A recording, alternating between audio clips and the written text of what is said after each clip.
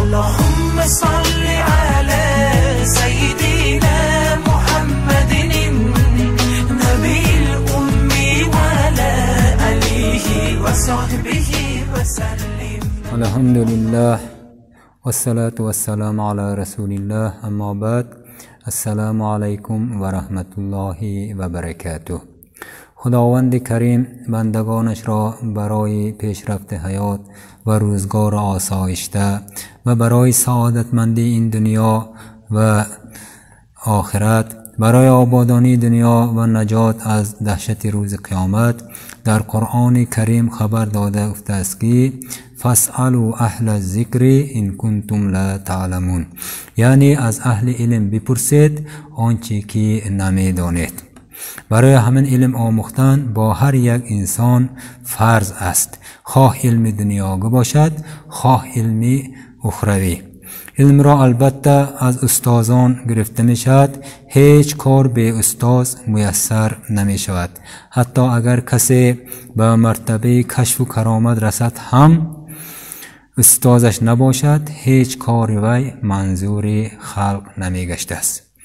حضرت می فرمایند که هر که به استاد کرد آغاز کار بار او ندارد اعتبار. دامن استاد گیر و شاد شو، مدت خدمت کن و استاد شو.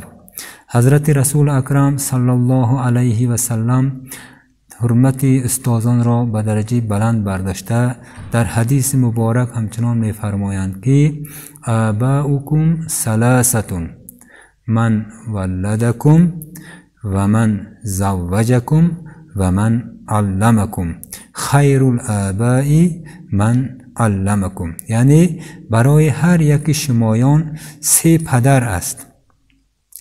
اول پدری که از سبب او فرزند به دنیا می آید، دوم پدر عروس و سوم باشد استاد علم. استادی که تعلیم علم می دهد بهترین پدر حساب می شده است. چون که اگر پدر فرزند را در دنیا برای صحت و سلامت به وای رسیدن تربیت کند، استاد باشد شاگرد را برای از آتش جهنم نجات یافتن تربیت می‌کرده است. حضرت علی کرم الله وجهه همچنان مرحمت می‌کنند که من تعلمنی حرفا فهو عبدنی، اگر کسی بر من یک حرف را تعلیم دهد به تحقیق مرا غلام خود گردانده است گفتند. اکنون عزیزان، شاگرد را در نزد استاد یک چند آدابش است. همون آداب شاگرد و آداب در نزد استاد نشستن به رعایت کردنش لازم. اولا به نزد استاد با سلام در آمدن در کار. دوم به جای استادش نشان دادگی باید نشیند. در نزد استادش سخن را بلند نکند، کم سخن گوید، چشمش را در پیشش کند و اطراف نظر نکند. اگر به استاد یگان سوال دادنی شود، البته اول اجازت پرسد و با جواب استادش اعتراض نکند.